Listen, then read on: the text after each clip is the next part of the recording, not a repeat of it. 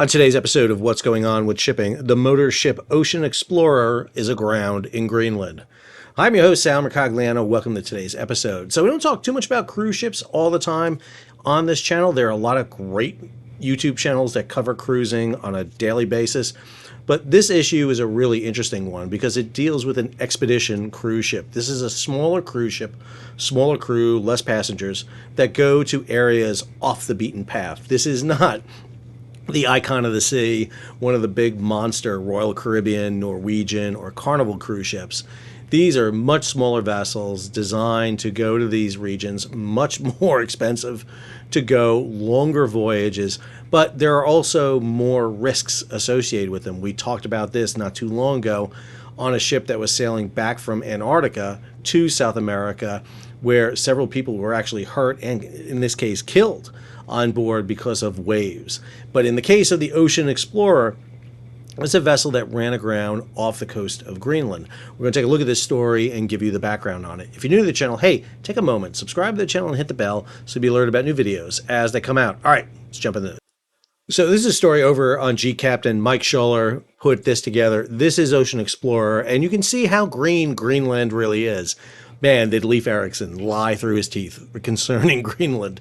You'll notice some unique features. A whole series of rubber inflatable vessels here, along with kayaks on board to get personnel ashore on areas where there's no landings of any kind.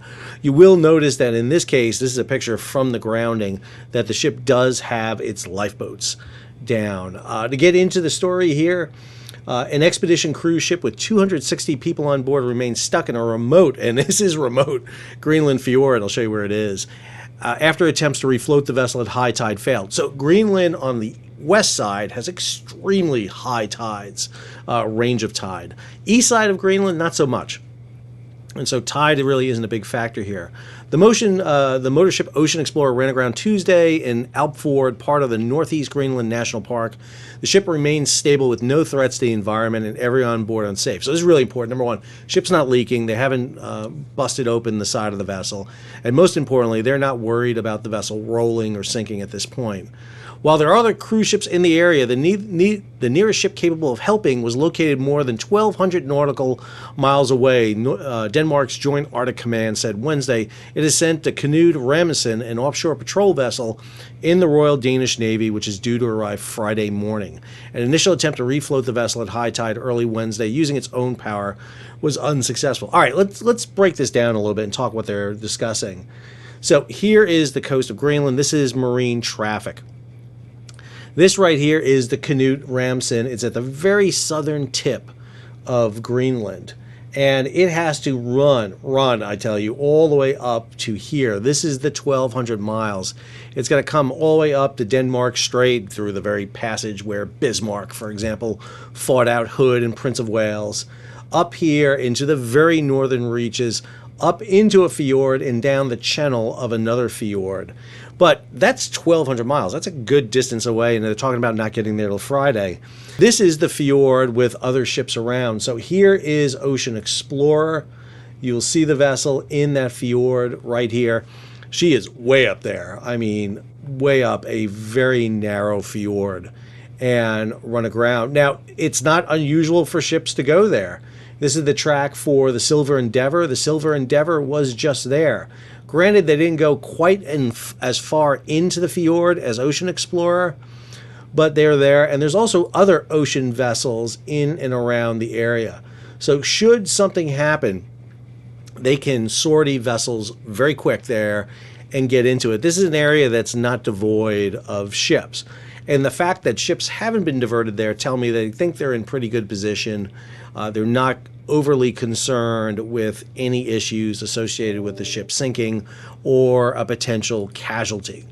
So that is the one piece of good news. What I am envisioning is that they're going to use the offshore patrol vessel to try to pull the vessel off the shoal it is on right now. To get a salvage vessel up here is going to be a feat. Now, I hope that they're already working this, planning on this, because if Friday rolls around and they cannot get that vessel off, then they're going to have to start thinking about it. And what they really don't want is weather coming in, problems where they would have to do an evacuation of this vessel onto one of the other vessels in the area. They really need to ensure that there is another vessel close by that, should they need to abandon ship, they can get on board to. This is the vessel on Cruise Mapper, so you can see it, Ocean Explorer, where it exactly is. Details of the vessel: was built in, 2021, not 2019. Flagged in the Bahamas, built in China, cost $65 million, speed of 16 knots, about 341 feet, beam of 59 feet, about 160 passengers on board. Passengers for this cruise paid about $33,000 apiece. Crew of 99, 10 decks, 80 cabins, and it is a really beautiful vessel. One of the interesting things about this vessel is it is a ice-strengthened vessel, Polar Class 1A. It's owned by a Danish company, Suntone Maritime Group, and until May of 2023 was operated by Vantage Cruise Line.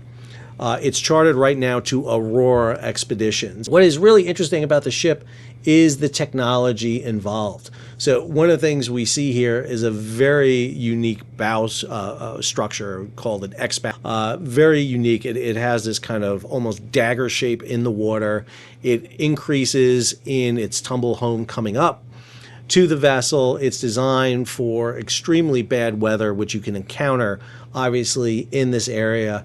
It has stabilizers on board, and you can see how it really is a very unique vessel, part of a class of the Infinity class of ships. There's a whole series of them: Greg Mortimer, the Ocean Victory, Sylvia Earle, Ocean Odyssey, Ocean Albatross, and Ocean Discovery. With that Ulstein X-bow, it's really designed for some really difficult weathers, so it can handle it. Beautiful ship, I would argue. I think it's a really interesting ship, again, designed for this kind of expedition style of cruising. This is their Greenland site, which really shows how they do these sites. You get to go see glaciers, marine life. You can kayak in this area. Man, this is cold water. I don't know how much I'd be really wanting to do it. You can step ashore on Greenland, something a lot of people don't get a chance to do. You can see the wildlife, and it's a pure expedition. You see right here, the full Northwest Passage expedition runs you about $33,000 to go on. Quite a lot to these expeditions. This is the vessel. Beautiful view from above. You can see the two lifeboats staggered in there. You can see the two rescue boats there actually have an enclosed pool. You don't want to be in a pool out on this vessel, out in the open areas. Just again, and these are the suites that are on board, about 400 to 600 square feet suites on board, so pretty nice, obviously, areas to accommodate on board. I did find this interesting. This is the ship features: Polar Class, safe return to port, so if something happens with the engines, they can actually drop a kind of like a stabilizer in and be able to use it. Zero speed stabilization. I mentioned the Ulstein X-bow. Virtual anchoring and station keeping. I think their station keeping is pretty good right now. I don't think they're moving very much. And a best-in-class energy consumption. I'm going to say their energy consumption is down quite a bit right now because they're not burning a lot of power. This is a danger out there. We're putting human beings into areas where you don't usually go. And that means you're also devoid of a lot of the rescue and emergency services that are traditionally out there. On a modern cruise ship, you get in trouble. There's a lot of ships in and around the area you can sortie and respond to. When Costa Concordia went down in 2013, it was right off the coast of Italy. There were plenty of ships right in the area that could flock in there, and you really minimize the loss of life on board. Right now, operating off the coast of Greenland, this is uncharted waters, a lot of this. There's probably not great charts.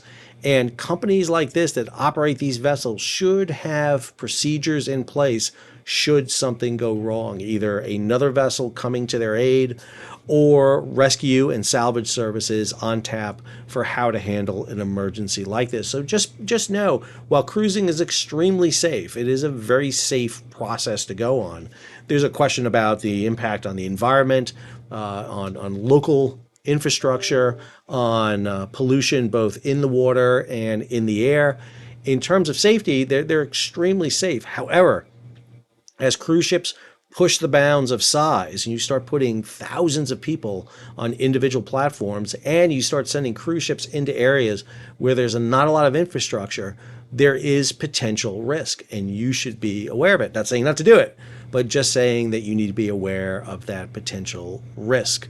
And so now you've got a ship sailing up to go save people who are spending $33,000 on a cruise, and they're getting to see a lot of Greenland. It's just one narrow fjord they're getting a great view of. I hope you enjoyed today's episode. If you did, hey, take a moment, subscribe to the channel and hit the bell so you'll be alerted about new videos as they come out. Leave a comment, share it across social media, and if you can, give it a thumbs up and contribute to the page. How do you do that? You can hit the super thanks button down below or head on over to Patreon and become a patron of the page. Until our next episode, or until we're invited on board a exploration cruise ship to broadcast live, this is Sal signing off. I don't think the latter's happening anytime soon.